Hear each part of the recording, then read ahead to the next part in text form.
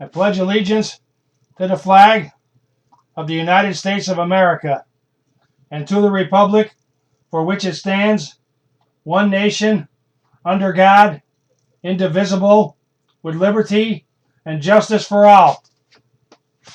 Good morning, everybody.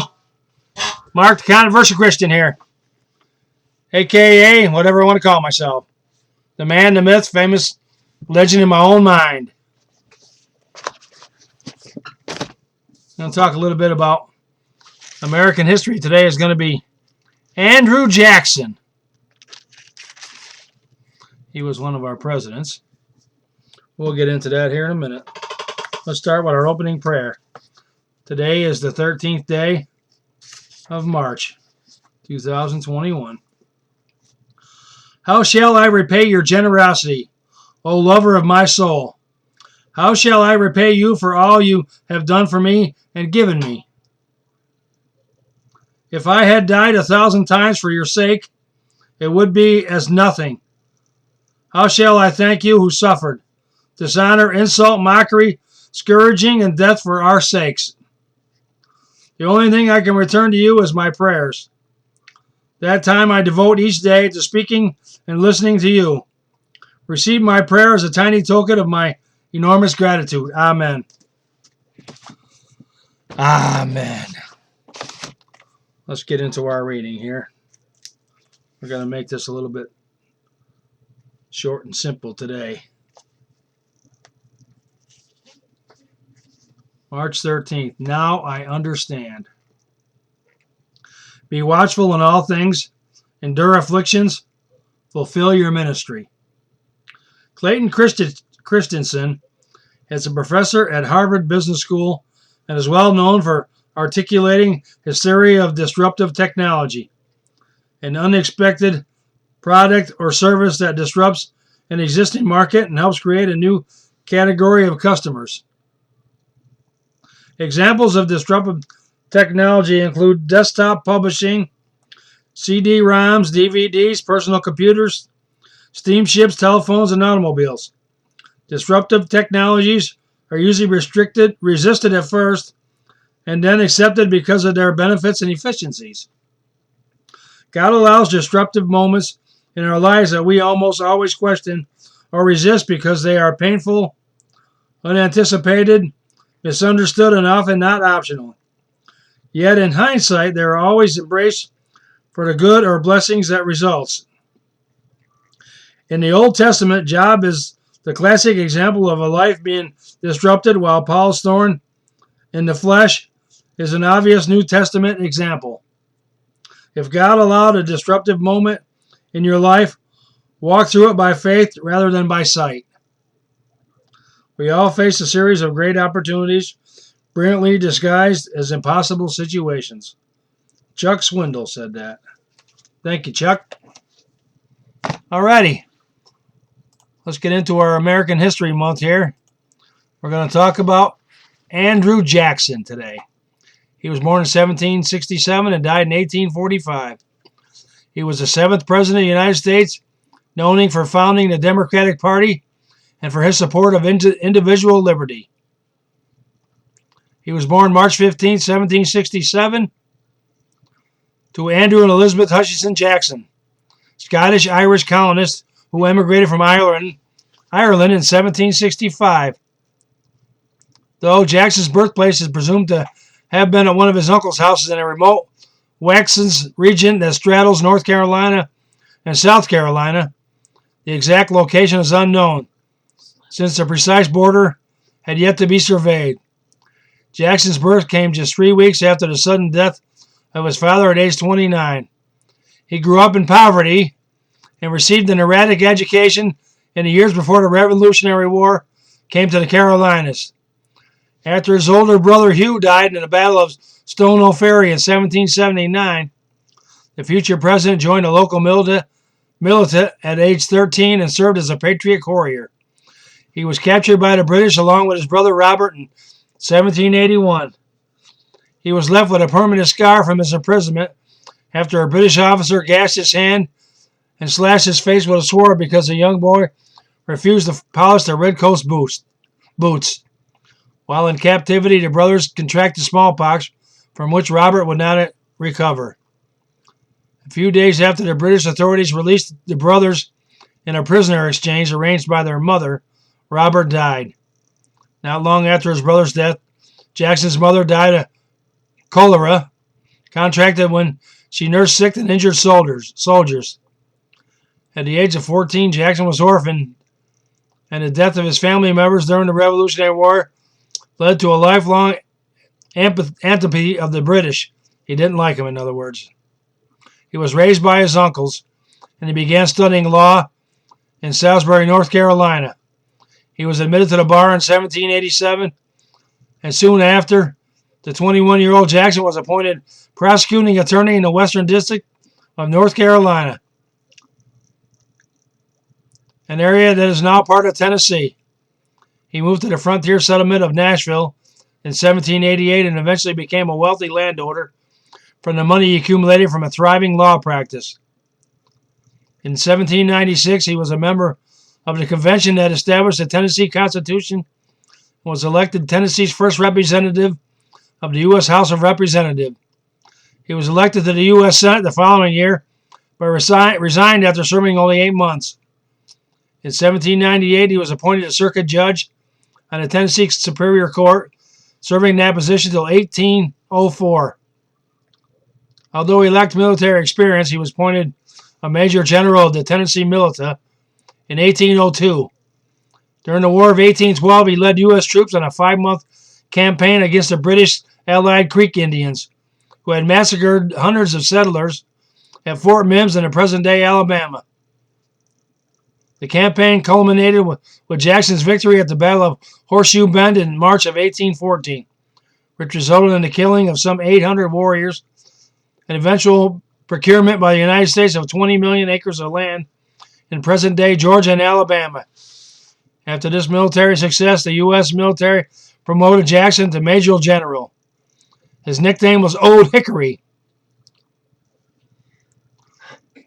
He was as tough as an old hickory wood. That's where he got that name from on the battlefield. His actions drew a strong diplomatic rebuke from Spain, and many in Congress and in the cabinet of President James Monroe called for his censure. But Secretary of State John Quincy Adams came to his defense. Spain seceded Florida to the United States under the 1819 Adams-Onis Treaty, and Jackson held the post of Florida's military governor for several months in 1821. His military exploits made him a rising political star. In 1822, the Tennessee legislature nominated him for the presidency of the United States. To boost his credentials, Jackson ran for and won the election to the U.S. Senate the following year. After a bruising campaign, Jackson, with South Carolina's John C. Calhoun and his vice presidential running mate, won the presidential election of 1812 by landslide over Adams. With his election, Jackson became the first frontier president and the first chief executive who resided outside of either Massachusetts or Virginia. The negative reactions to the House decisions resulted in Jackson's renomination for the presidency in 1825, 3 years before the next election. It also split the Democratic-Republican Party in two. The grassroots supporters of Old Hickory called themselves Democrats and would eventually form the Democratic Party. Jackson's opponents named him Jackass, a monkey that the candidates took a liking to, so much so that he decided to use the symbol of a donkey to represent himself.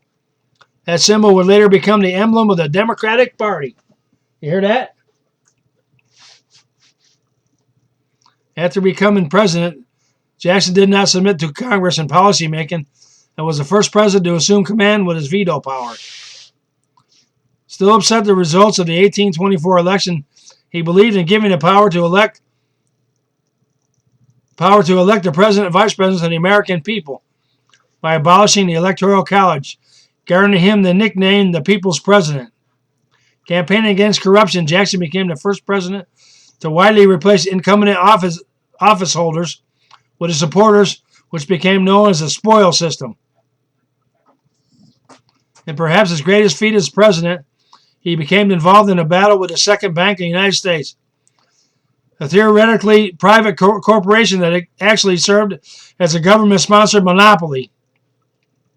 Jackson saw the bank as a corrupt, elitist institution that manipulated paper money and wielded too much power over the economy.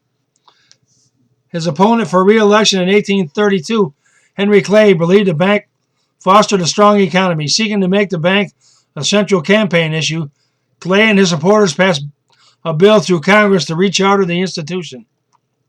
In July 1832, Jackson vetoed the recharter because it backed the advancement of the few at the expense of the many. Another political opponent faced by Jackson in 1832 was an unlikely one, his own vice president.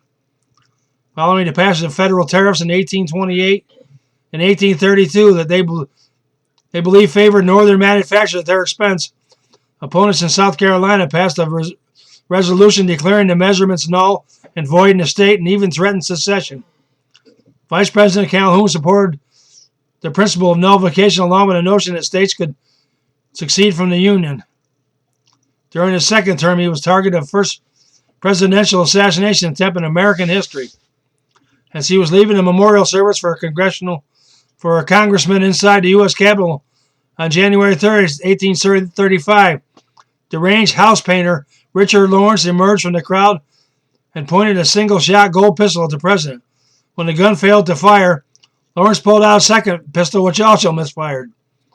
The infuriated Jackson charged the shooter and hammered him with his cane, while bystanders subdued the attempted assassin. Wow, he beat him with his cane. The English-born Lawrence, who believed he was an heir to the British throne and owned a massive amount of money by the U.S. government, was found not guilty by reason of insanity and confined to institutions for the rest of his life.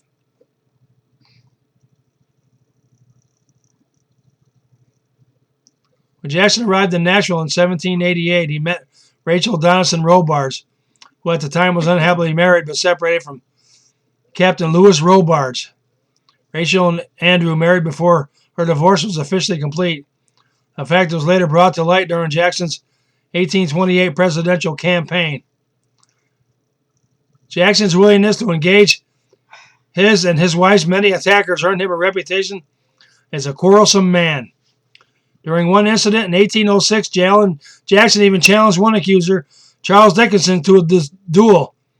Despite being wounded in the chest by his opponent's shot, Jackson stood his ground and fired around and mortally wounded Dickinson. Old Hickory carried a bullet from that fight along with that from a subsequent duel in his chest the rest of his life.